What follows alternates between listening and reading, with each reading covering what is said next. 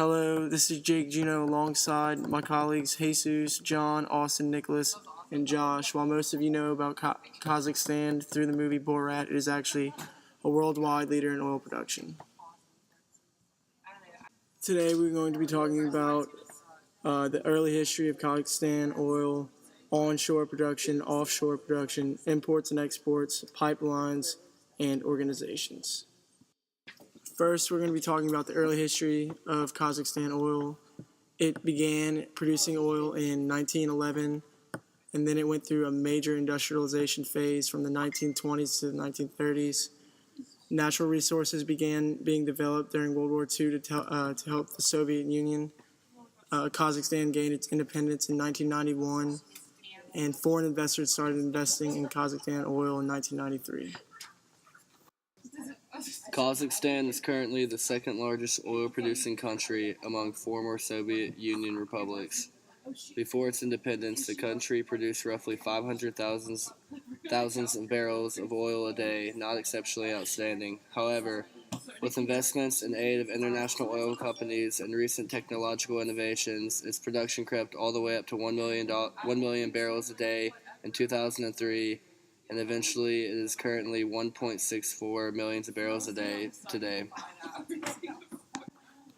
There are 5 main land reserves in Kazakhstan: Tengiz, Karachaganak, Aktob, Mangostal, and Uzun. Among those 5, Tengiz and Karachaganak account for 40% of the country's oil production. The Tengiz oil field is the largest producing field in Kazakhstan today. It currently produces around 540,000 barrels a day, which yields 1/3 of the country's oil production. Located in northwestern Kazakhstan, the field is the deepest operating giant field at roughly 12,000 feet. Drilling began in 1993 and has continued since. The initial operation of Tengiz oil field was a joint venture between Chevron, ExxonMobil, KMG, and Luke Acro. Recent studies predict that the Tengiz oil field will rise drastically to 854,000 of barrels of oil a day. The majority of the Tengiz production is exported through the Caspian pipeline.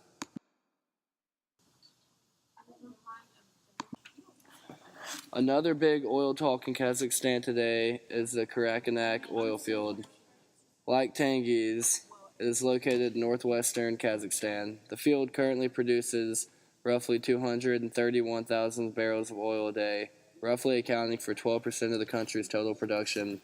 Intensive studies have shown that this field possibly holds up to 9 billion barrels of oil and gas and close to 47 trillion cubic feet of natural gas.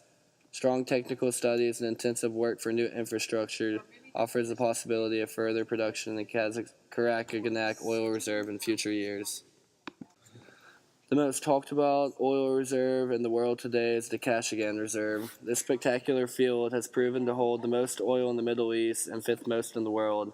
Located in the Caspian Sea, production is yet to begin because of harsh weather conditions and extremely shallow water. Along with these variables, the Kashagan Reserve is located 13,000 feet below the surface and under extreme pressure equal to 770 psi. Production plans and plans for drilling is operated by the North Caspian Oil Company. KMG, Eni, ExxonMobil, and many more international oil companies lead the North Caspian Oil Company. Although production was predicted to begin 8 years ago, production has continued to delay and is expected to begin by the end of 2014. Main operation on Kashagan is termed as Island D, and is a massive construction site of orange steel racks extending kilometers into the sea. These racks support the various pipelines extending into the reservoir. Kashagan is one of the most unique projects known to the history of production. As stated earlier, there are multiple variables along with the Kashagan Reserve. Kashagan holds poisonous sulfur, which can be deadly in drilling procedures. It's also a major migratory area for birds and seals. Any type of seal could be devastating to the area. Kazakhstan has seen a great rise in natural gas over the past years. This rise has had significant impacts on the country. Large quantities of oil have been recovered because of natural gas reinjection into the reservoir.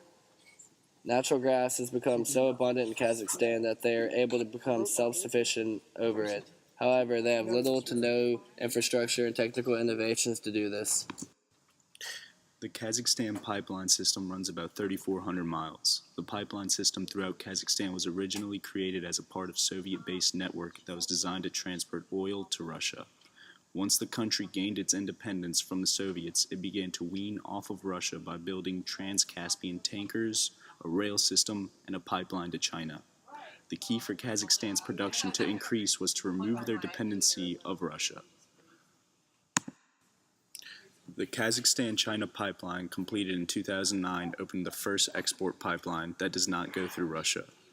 It stretches 1,384 miles from the Atyarau port in Kazakhstan to the Xinjiang region of China and has a capacity of 240,000 barrels per day of crude oil, which is currently being altered to accommodate up to 400,000 barrels per day. This system was a joint effort between CNPC and KMG, which was built in 3 phases and was the first oil structure built after Kazakhstan became independent. In the future, additional pipelines will join Western Kazakh gas deposits with the China pipeline. The next topic that we're going to discuss is the organizations within Kazakhstan. The global petroleum industry experienced great success in the late 1990s. Attempting to take advantage of this growth, Kazakhstan developed many organizations. These organizations had some success, but as a whole, the ventures were unsuccessful, which limited investors' interest in the Kazakhstan industry. The most successful organization in Kazakhstan was KYOG. It became the largest and most influential trade event for the oil and gas industry, attracting over 5,000 companies to the market in Kazakhstan. Kaz Energy is a non-profit organization that is active in protecting the oil and gas industry's enterprises by establishing communication between business and government. The new university in Astana was institutionalized in an attempt to qualify its students in the skills of efficient hydrocarbon extraction. The Energy City Initiative was created in hopes of mixing energy-related companies, customers, and their suppliers. The Accelerated Industrial Innovation Program aims to increase competitiveness among the Kazakhstan industry.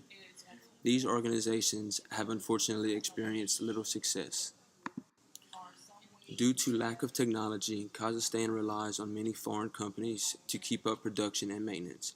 Kazakhstan relies on foreign support for the segments of exploration, transportation, logistics, tankers, oil field services, strategy consulting, legal services, and construction.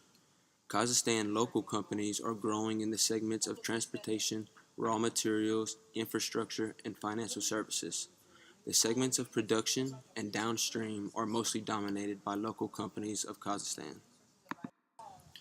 The economy of Kazakhstan is greatly reliant on the performance of its oil and gas industry.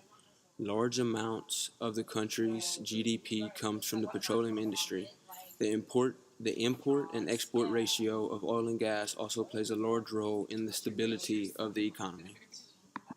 Today we have talked about the early history of Kazakhstan, its onshore production, offshore production, imports and exports, pipelines, and organizations.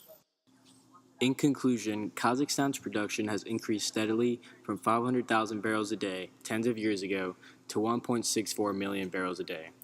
The 2 onshore reserves in Kazakhstan are Tengiz and Karachaganak. Kashagan is an offshore reserve in Kazakhstan that will produce the 5th most oil in the world and the most oil in the Middle East. Kazakhstan had a liquid exports net value of around 1.4 million barrels per day in 2012. The oil and gas is transported using a variety of different systems, including pipelines, barges, and rails in Kazakhstan. Gaining independence from Russia allowed Kazakhstan to improve their pipelines. The increase in production since Kazakhstan became independent has directly affected the economy of the country.